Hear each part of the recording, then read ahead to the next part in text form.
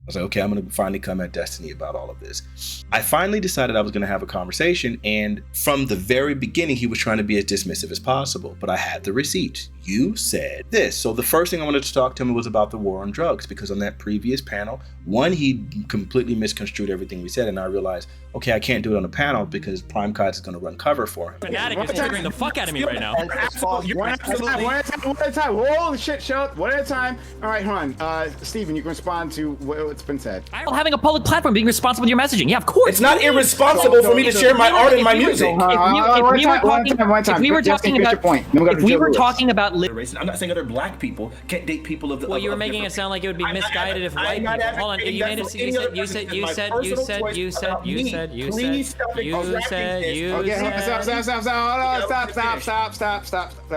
I was Destiny.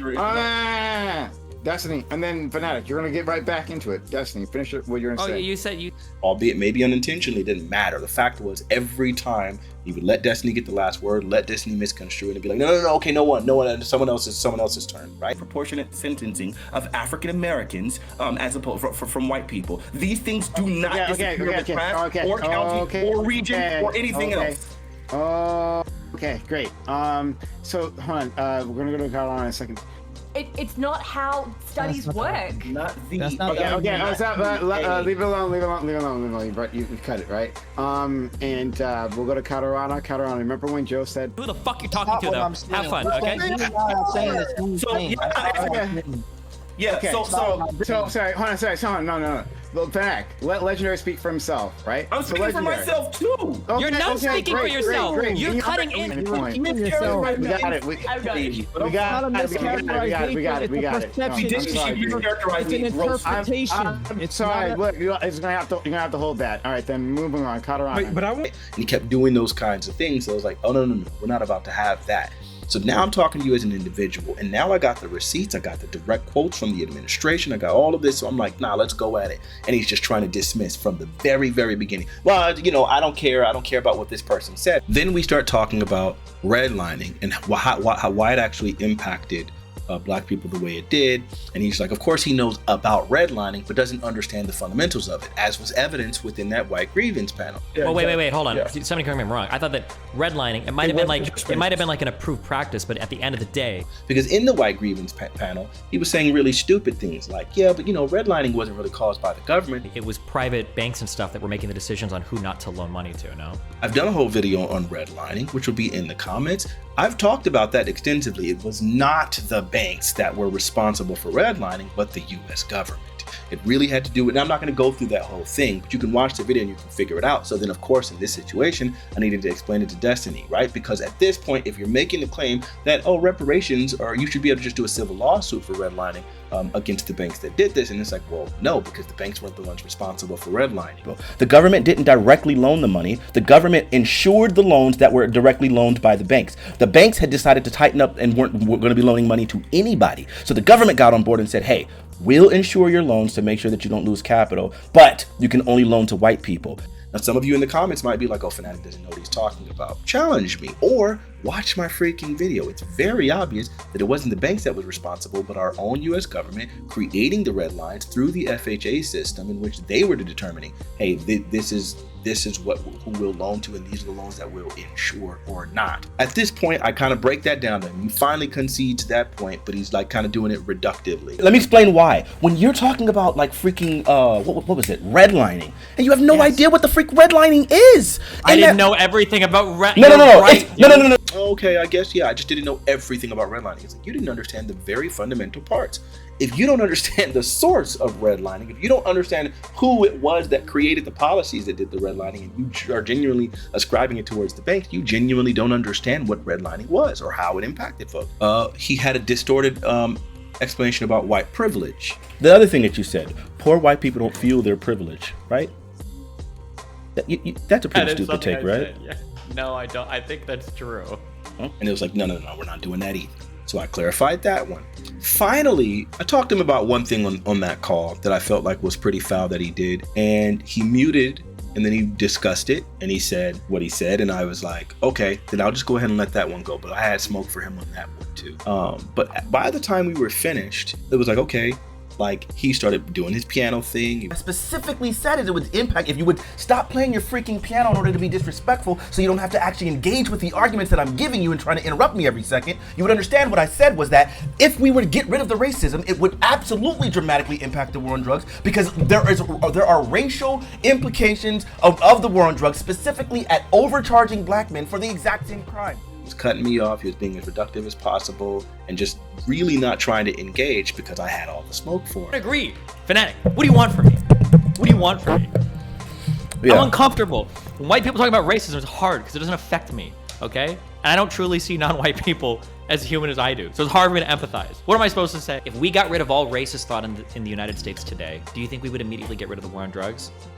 No, but I believe what we would do is Exactly. okay. Let me no. You're gonna let me answer your question. That was going to be the last time I interacted with Destiny. From that point on, because he had given me permission that I could join his stream at any time. He had given me like a special permission I could join his room if he was ever in it, and I could talk to him about anything. We could debate anything. And I probably took him up on that maybe 3 times over the course of about 3 years. And so after this, I'm just like, I don't want to interact with this dude anymore. He's a dishonest person. I had to smoke for him, and now I see if you actually come with facts and proof and evidence and all that stuff, he doesn't want to engage you because he wants to be the smartest person on Twitch. And so, okay, I let all of that go, and I said, okay, I'm not going to talk to him about it anymore. I'm over it. And I'm just like, yeah, he's done. But I'm still getting hit with the racism claims and things like that, even though he's walked it back. One day, I'm minding my own business. Someone comes to my stream, and I'm about to end it, and they say, hey, Fanatiq, we really need you. You got to talk to this person. She's been going ham, and you got to talk to this person. Okay. Oh, what's it about? Check out Destiny's stream. You have to go. Like, I promise we need you. And this isn't the first kind of time where those sort of situations happen. I remember there was a point in time with systemic oppression arguments, and that guy had been arguing on a panel for about an hour and a half with people, and they weren't able to make any headway. Right. So what you basically said is, I tried to write down like a paraphrase. You said it's where society creates overt or covert systems that will disproportionately harm people of color. It sounds like a decent paraphrase. Is that fair? Yes. Okay. Prime messaged me. It was like, hey, Fanatiq, we really need you in this call because this guy is rough like that. So I was like, okay, I joined it. 14 minutes. So since we did something so awful, we should probably help these people. So for whatever your wages were, or if you had a job at that point, or if you lost your home, we will fix that for you because we as a government did that. It's a simple rectification, right? So in the same sense, there should be something to offset the imbalances created by the systemic oppression that we are all aware existed and still somewhat exists to this day, correct?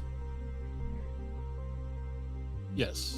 Okay, I love you, Brett. Look, I appreciate your willingness to admit that this thing is real. I'm like, it is incredibly healing. Now, he's like, all right, I concede. You're right. Systemic oppression is real, and I do something to fix it, aka reparations. So at this point, I'm used to that kind of thing happening, and so once again, I'm like, okay, let me see what the freak is what's going on. He has on this person who is somewhat. It almost feels like a Jesse Lee Peterson or something. You know, she's arguing she's very anti-black male and just kind of ridiculous with it. She's argued multiple people before me. Black men are victims. Black men are fucking victims. They cannot not engage in criminality. They cannot be in the fucking home and raise their kids and marry their women to try to fucking avoid deprivation in the home and fucking poverty. And so then I'm finally like, okay, I gotta get on here. I messaged Jesse, like, all right, let me talk to this chick. And I get on there, destroy her. It was gross. Stop. She I can't just keep repeating herself, bro. She's wasting time. Repeating yourself. Sure, I believe you believe that. So my point being, I'm gonna just talk, and the longer you talk, the longer I'm gonna talk, okay? I'm letting you know now, if you interrupt me, I'm gonna go longer. She's gonna interrupt anyway. So look, when you look at the sexual marketplace, okay, and you want to say that this is like directly tied to the divorce rate, like I think those are two completely different things. The sexual marketplace only gets you as far as like the initial engagement, the initial like whatever, the initial relationship. But that doesn't mean that it's gonna work for longevity. Everyone knows this with a brain that the leading cause of divorce is financial. Everyone knows this. But the whole time while I was like giving it to her, Destiny was kept saying things like, oh, I'm gonna throw a little hand grenade in there. Can I just toss a little grenade and then you guys can talk around it? I'm so sorry. I'm curious. and he keeps on arguing for this woman. If black families were totally fucked and moms totally abandoned their children, you could use the argument, well, look at what happened to the fathers. They went to prison, they went to hell, so of course black mothers were gonna abandon their children, but they didn't, right? Anna's argument is that like black mothers have had to consistently step up throughout the history of black people, while black fathers have used the excuse of like, well, society sucks, so I'm a criminal. Arguments that he knows aren't valid, arguments that he knows aren't true, and he's just like basically steelmanning some of her arguments. Yeah, we need to do better at, you guys in chat need to do way better at critically engaging with what people are saying.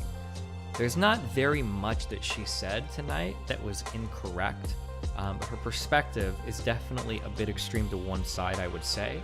But most of what she was saying was pretty true. And she came on there and spewed some of the most disgusting vitriol about black men. You might not like my verbiage. You might not like the tone with which I speak in. That's cool. But what I'm saying, is it right? Focus on the talking points. Is it incorrect or is it correct? That's what you need to focus on, okay? Yeah, I agree. But because they can't, and they can't because they don't have the information, because they don't have the bandwidth, this is what they do. So no, he is a representative of black men collectively. I agree. I didn't say all black men. It would be dangerous for me to say all black men. But you never said some either. So that was dangerous as well. That was dangerous as well, right? You didn't never said some. Just awful. And Destiny said, oh, I can't really push back against her because, you know, that's not my struggle. So I don't know if this is actually valid. I can't argue. And so he basically made the excuse that he couldn't argue against it because it's not his lived experience. And she's arguing about his lived experience. When you look at the plight or the state of the black community, there have been persistent problems that have plagued the black community for a long time. And the idea that we can just say, or when I shouldn't say we, I'm sorry. The idea that black people can say, we need white people to fix this, we need white people to fix this, we need white people to fix this, when historically, if you already think that white people are an oppressive group, they're not gonna help you. And two, white people didn't necessarily help the other groups that came. Now this goes directly in the face of all the times when Destiny would say things like, but I mean, like, it depends on it depends on what you mean by unique. If you're saying so unique that like literally like no other person can understand or relate to any part of like what you did, like, I mean, it depends on how unique you mean. The idea that someone has to be from a specific protected class to argue in defense of that protected class is whatever. But here in this situation, he's just letting her spew nonsense. And while she's debating me, she won't give me any of the studies or claims that she's making. She's giving them directly to Destiny. She won't let me read them. Steven, if I send it to you, can you like white-splain it to him? And she's arguing in bad faith. Destiny reads one of them, and I remember there's a point where someone in his audience says, hey, so what was it? Is that study real? And he's like, nah, it's nonsense, right? So I know he knows that she's not arguing in good faith. When we leave that discussion, he goes and says to her multiple times, like, you know, Fanatiq was really coping. You know, his arguments weren't really that. He wasn't really addressing what he said. He was even validating her claims, her racist and, anti-black claims, saying things like, it seems like black culture gets a special pass sometimes for being self-destructive.